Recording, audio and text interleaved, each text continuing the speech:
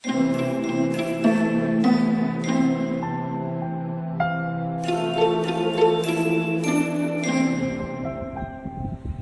everybody, it's Mrs. A. Thanks for swinging by the YouTube channel to come check me out. I'm glad you could come outside and enjoy the day with me today. I am coming to you today because I want to chat a little bit about Twitter. Now, I have been having some really great conversations with people recently about Twitter and why one should tweet and why one should have tweets and how the heck does this whole thing work. And I want to break this down into a couple of segments, but what I want to chat with you about just a little bit is about the why. And of course we all know why, because we want to sell something and we want to make money. And there's nothing wrong with that.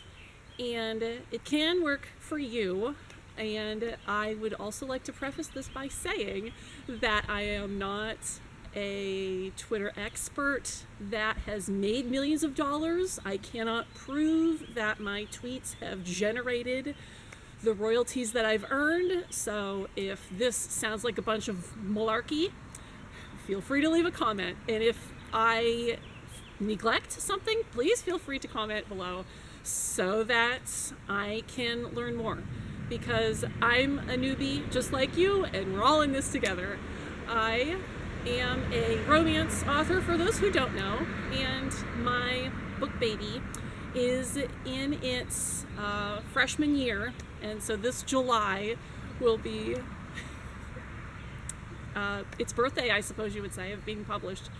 And so I have been on the same roller coaster ride you're on, and I'm in the same boat that you're in, where I'm trying to figure this out as best I can. And so again, this is not the be all end all, the only one right answer, but I just hope to try and explain in my Carrie way so that it might make sense to you.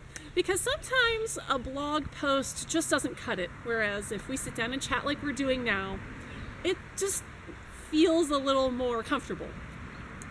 So when I talk to people about Twitter, I hear that they have tweeted about their book, they don't know what else to tweet about, people don't follow them, and they're not understanding what the big deal is about Twitter. And what I would, here in this segment, just like to express is that we creatives collectively, should come at this from a branding perspective. We could get into the minutia of Twitter and all the details, but if we take a step back and just think about branding, then we might have a different perspective. If you think about when you sat down and chatted with your friends recently, let's say that your buddy was into boxing and recently saw the Mayweather-Pacquiao fight, or the recent hockey game, baseball game, pick a sport. And if you brought that up to them and they were very into that sport or that event, or their favorite TV show, or their series was ending, or whatever, if you started to talk to them about that, you would see how excited they get, and they're sitting up in their chair and their hands are flailing like mine, and they're passionate, and you can hear it in their voice, and you can sense that they are really invested in that TV show, that character, that actor, that team, that fight, that event, whatever. And they really come to life and they really animate. You can really tell that they were really involved in that situation, even though they might not have been in Las Vegas to see the boxing event, even though they might not have been at the arena, at the ballpark. And they were just watching it on Hulu the next day, and they still got so worked up. It's not like it was happening live or happening to them. It's not like it's real. But they are a super fan. And when we think of branding, we want to reach out, whatever our brand is, whatever we are writing or creatively creating, We want to think about how to reach those super fans, because those are the people who are not only going to, okay, I'll follow them, I'll give them a like, that's awesome, I'll like that post. They're not just going to do that. They're going to be so invested that they'll buy every book. They can't wait to reply to everything you tweet. They want to know everything that's going on. They want the newsletter. They want the updates. They want the videos. They're sharing. They're all over the place. They want the t-shirt. And so if you come at Twitter from that perspective, then you can use that to help give the fans, the buyers, a place to connect with you, so that when you are tweeting, it's as if you're tweeting to them and you are tweeting to them, but they will feel like they're involved in what you're doing. You're not just tweeting, buy my book, because Lord knows we're all sick of that. But you're extending a part of yourself, and you're opening up a conversation to go back and forth between you and these people. If you are just going to tweet, here's my latest blog, it's kind of like being a stranger in the grocery store and someone comes up out of nowhere whom I don't know with a wet fish and buy my book, slap. And nobody really wants to be slapped with a wet fish out of the clear blue by a total stranger. We like to know who they are. How cool is it when you extend something to someone that you, oh my gosh, I read this was so great, and they reply to your review, your comment, your post, and something starts going, you get really excited. Like, they invested so much time in creating this book that you loved that you had to broadcast that in some way and or reach out to them, and then they replied. And how cool is that? And you get to start talking about the craft and how they wrote that and what inspired them, and it makes you feel like you're invested, that you're connected, that you're not the only one. So if you come at Twitter that way and you work to not just put out that you have a new blog, a new video, the newsletter, a new book coming, and all that stuff is fine. But if you also think about extending and opening up a conversation to these people who are looking for you, then you can help them get invested, like they're really a part of something. And when you have writer's block, or you have two endings, you're struggling, which one is better, and you're tweeting about that, then they feel like, oh my gosh, I'm so excited, I can't wait to see, post them both. You never know what they're going to reply with. And so those are the super fans we're looking for and wanting. And we have to keep in mind that this is not the only book baby you're going to have. There's going to be other book babies inside of you, and maybe you're working on a short story, a poem, a novella, something free that you're going to give away in your newsletter. There's always going to be something else that you're creating, whether it's on eBay, Etsy, Amazon, or wherever.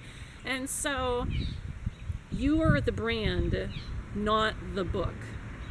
And the book is great, and we love our book babies, and they are important, as well they should be, but to keep in mind that you're selling you. I want to know about you. Well, how the heck do you handle when that blank piece of paper is staring at you and you don't know what to write? Or how the heck do you story map for your next sequel to make sure that you don't leave anything out, and what are some of the programs that you use when you're putting together your website or your newsletter? Because then that makes me feel connected with you, like, oh my gosh, he's going through the same thing I'm going through. And one of the ways that you can work to find those super fans, because they're out there, the fans are out there who want your book, your creation, your whatever, and they're just having trouble finding you. Twitter is a great way to help them find you by the use of those hashtags. Now, hashtags do work on just about every one of the big five. I believe LinkedIn is one of the few that you can't really search for a hashtag, which is fine. But when you have something new and you want to share it, it's not just hashtag newsletter, hashtag new book, hashtag new blog. But if you are a super fan looking for a mystery, and I don't know that you exist, but you on your end have just written the next great American mystery. And if you hashtag mystery or something else that relates to the genre that you write, and then I get on Twitter, a super fan that I am, starving for something great to read, I am going to search in the box at the top right of your Twitter homepage. I'm going to search hashtag mystery, hashtag thriller, hashtag new romance, steamy, erotica, historical, western, sci-fi. And then all the latest tweets with that will show up. So if I don't know you from Adam, never heard of you before in my life, never followed you, never saw a tweet from you ever, for whatever reason, but I search that hashtag that you have in your tweet, it's going to come up. I'm going to find it. Oh, he's hashtagging about mystery. Oh, he's got a link. He's got a newsletter. Let me go click through. Let me give him a like. Maybe he'll tweet something else and I can find out more. Maybe he's got a website, etc., etc. And so that's why we love our hashtags, as corny as they sometimes can be. And a great way to be creative, regardless of what you're selling or your brand or your company, is when you're on your home screen and on the left is going to be trending, which it's a bigger box lately because they've changed how they list the trending hashtags. But you'll see everything that's trending and new based on location. I believe you can still change that. I'll have to check. And so depending on what's trending at the moment, if it's something like today just happens to be a Wednesday, and one of the trends was Writer Wednesday. And there was also another one, www blogs, I believe was another that was trending today. That is pretty basic. It could apply to any writer, to any blog, but it's trending, and that means that there are lots of people all of a sudden right now today tweeting using that hashtag, and there are a lot of people searching that. So if you add your tweet to the mix, it's really going to double, triple the exposure that you have, whereas if you just typed hashtag writer, you might not have gotten as many impressions. You might not have gotten as much exposure to it otherwise. So that box on the left is something to think about when you tune into Twitter and see what the heck is going on. Now, I say tune in because some of you might not tweet live everything that you tweet like I do. I use a Hootsuite paid program and I schedule things out of there. So if you see tweets from me at all random hours of the day and night, I am not physically sitting at my computer all hours of the day and night tweeting that as it happens. I have a spreadsheet. I type a month's worth of tweets, I upload it into my Hootsuite, and then it has its schedule and it sends it out for me so that I can move on with life, because as much as I love Twitter, woo, I don't have time to sit on the computer and play Twitter all day and all night. So there are tweets that you can pre-make and preset for your schedule days and months in advance. But then also when you tune in and actually log in to see what's happening, those trending hashtags are changing all the time, depending on what TV show is on, the finale, the fight, the game, the event, whatever. And so I like to have my schedule done a month at a time so that I don't have to think about it if I get busy during the week. But then if I do have time and tune in and I see Writer Wednesday is trending, well, boy, I better jump on that and tweet something. So I hope that you guys out there will think about branding when you approach Twitter, because things like this that we're sitting down and chatting with now is something that you could do for your channel, for your fans in your own way, because you might be better able to explain it than I'm explaining it, which will provide you beneficial content that all fans love. Every writer is always looking to see, well, what's the competition writing? How are they doing? What's going on? And so it's not going to be just beneficial for super fans, but other writers as well who love to read. If you don't read and you're a writer, I'd worry. So you could produce something like this, and you could explain beneficial content in your own way, whether it be the big five, social media, the process of writing or publishing or advertising or whatever, however creative you might be.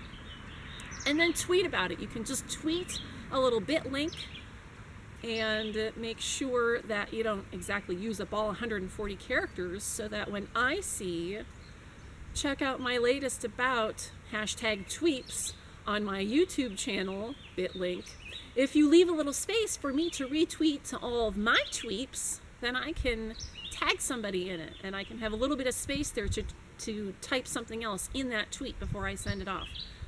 So it's always great to know that you don't have to come up with this big giant long tweet.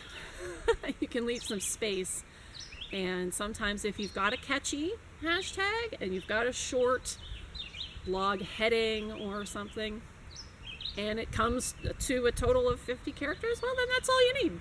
What more could you want?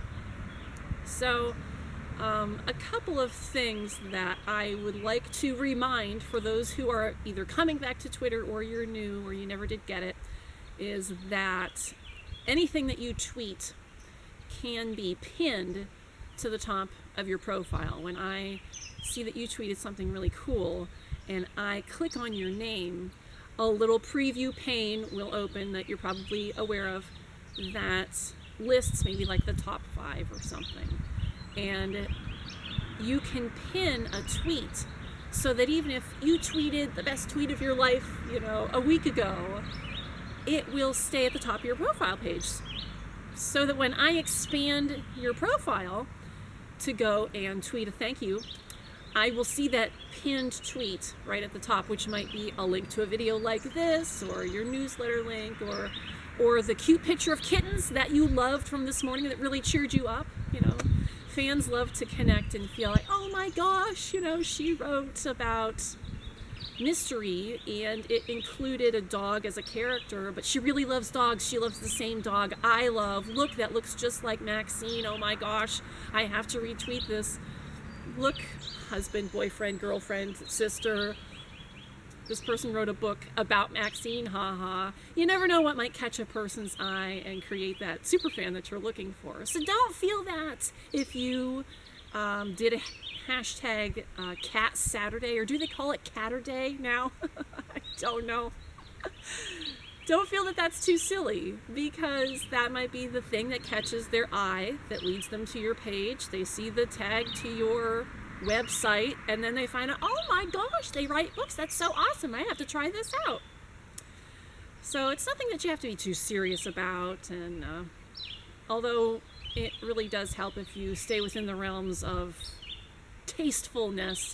There are some people that I have started following who then are suddenly tweeting about pictures of scantily clad women or something, and some of the erotica gets to be a little bit too much for me, but I give it a try. They're an author, they're working hard, and so try to think about when you're keeping it in the boundaries of good taste. But don't forget to pin a tweet, so that if you have a link like this, that'll be the first thing that people see when they come and visit your page. And as you are getting back into the swing of Twitter, and you have people like me who will follow you, list your handle below so that I can follow you. As people follow you, it is really simple and awesome to open up that line of communication and extend yourself by going to their page. You don't have to necessarily follow them back if you choose not to, but even just to tweet to them directly and thank them for following you and wish them a nice day, or ask them a question, or mention something that you saw in their feed on their profile, or great profile pic. Just anything to open up that line of communication. People like Twitter pages all the time of people who never respond, and it's a little bit like, oh well, I guess I don't exist, I'm not important. But when you get that tweet back, oh my gosh, they tweeted back, yay, and the recipient gets excited, and it's a really easy thing to do. It doesn't have to be involved. It doesn't mean you're bosom buddies or anything. It's just a nice way to say thank you, and that can really get retweets and likes from me, the new fan, later on. Always a good thing. So next video, I know that kind of went all over the place, just like my hands, sorry, but next video I do want to talk a bit about some other things, about analytics and how that can help you feel like you're doing something, because I know a lot of people say, well, I tweet and then I don't know if it does anything, so I guess it doesn't do anything, but it does, and I'll talk about that more next time. I am Mrs. A. Thanks so much for stopping by the YouTube channel. Please be sure to subscribe so you don't miss out on anything else, because then the next time I post something, it'll come to your email. And again, I'm at Auly1, A-U-L-L-Y, the number 1, on Twitter, and you can follow me and hear more about all the crazy stuff that I do. So I will see you soon. I hope you have a great day. Thanks for watching.